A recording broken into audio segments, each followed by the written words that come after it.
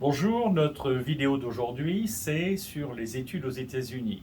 Certains d'entre vous nous ont demandé de parler de ça. C'est un très très beau sujet. J'ai beaucoup d'expérience dans ce domaine-là puisque j'ai enseigné et j'enseigne toujours à la fois aux États-Unis et à la fois dans le reste du monde. Ici comme directeur d'établissement, président d'une université et professeur de droit et de finance et d'éthique. Et l'expérience que j'ai eue dans les différents pays, c'est que les études aux États-Unis sont très très supérieures. C'est-à-dire qu'on apprend beaucoup plus de choses. C'est en général plus ludique, plus amusant, moins, j'allais dire, it's not a punishment, c'est-à-dire que dans certains pays, on vous fait souffrir, c'est long, il y a de la punition, il y a des devoirs qui sont lourds, etc. Aux États-Unis, c'est agréable d'étudier, les professeurs ont envie de communiquer aux étudiants leur expérience. Les professeurs sont PhD, Doctor en Business Administration, par exemple, LLM, JD, etc. Donc, ils ont à la fois l'expérience académique du plus haut niveau, sortant des plus grandes universités américaines, Yale, Harvard, Columbia, etc. Et en même temps, ce sont des professionnels de haut niveau qui sont dans la vie quotidienne.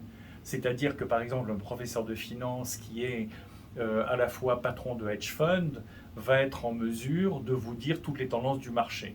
Alors, ça veut dire quoi? Ça veut dire que si le jour où il fait son cours, il y a eu un incident militaire quelque part à l'autre du monde et que la bourse s'est effondrée et que le Dow Jones a perdu 3000 points, un professeur qui n'est pas en même temps un professionnel de la finance fera son cours en parlant du Dow Jones qui continue à monter. Le professeur qui, lui, est en prise sur Wall Street commencera son cours en disant c'est une catastrophe et je vais vous expliquer pourquoi, voilà les précédents, etc. Voilà pourquoi les études aux États-Unis, en particulier en général, sont beaucoup plus performantes. On apprend plus, on apprend mieux, on apprend dans de meilleures circonstances, mais on travaille aussi beaucoup plus. Les profs sont excellents, le niveau est excellent, et puis vous avez des diplômes qui sont sans comparaison. Je prends l'exemple, il y en a beaucoup, mais l'exemple du MBA, le Master en Business Administration, c'est un diplôme qui est purement américain. Les autres ont essayé de faire un MBA, et ben non. C'est comme la Tour Eiffel, il y en a une à Paris. Eh bien, si vous avez une Tour Eiffel à Shanghai, si vous avez une Tour Eiffel à Las Vegas, c'est très joli, mais c'est pas la vraie Tour Eiffel. Ben, le MBA, c'est pareil. Aux États-Unis, un MBA, c'est un diplôme difficile.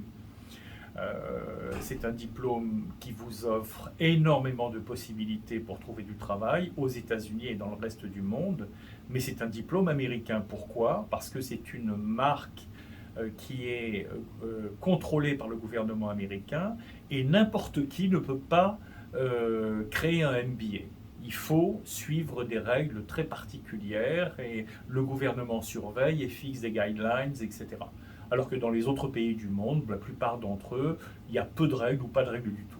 Donc ils marquent MBA, ça serait comme si c'était un certificat d'études, ça n'a strictement aucune valeur. Alors on passe 2 ans à étudier, on n'apprend pas grand-chose, on dépense une fortune, et puis ça ne sert à rien.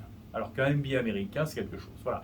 Les diplômes américains sont de manière générale beaucoup plus considérés aux États-Unis, mais dans le reste du monde aussi, pour trouver du travail.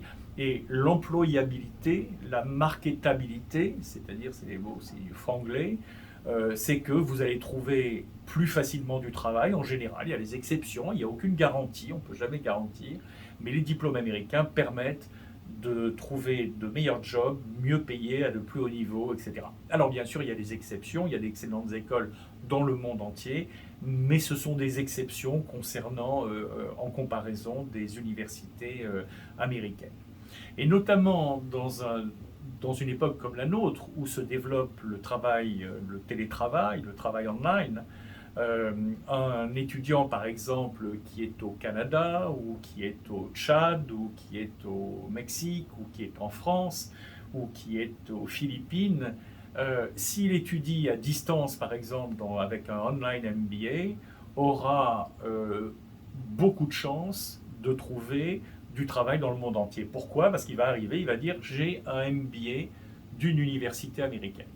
Et donc, depuis Manille ou depuis Paris ou depuis Montréal, il va pouvoir apply for a job, chercher un travail dans le monde entier.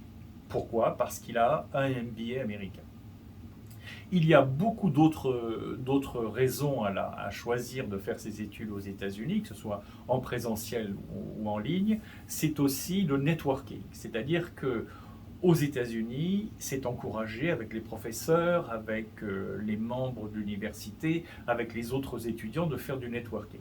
C'est-à-dire de se réunir, de prendre des contacts à la fois amicaux, mais surtout business, pour le présent et pour le futur, pour faire du business, échanger, créer une start-up, s'implanter dans un pays, trouver un emploi, revenir vers son network quand on a perdu son boulot ou qu'on sent qu'on a envie de changer, en trouver un meilleur. Donc tout ça, ça se fait aux États-Unis beaucoup mieux que dans le reste du monde.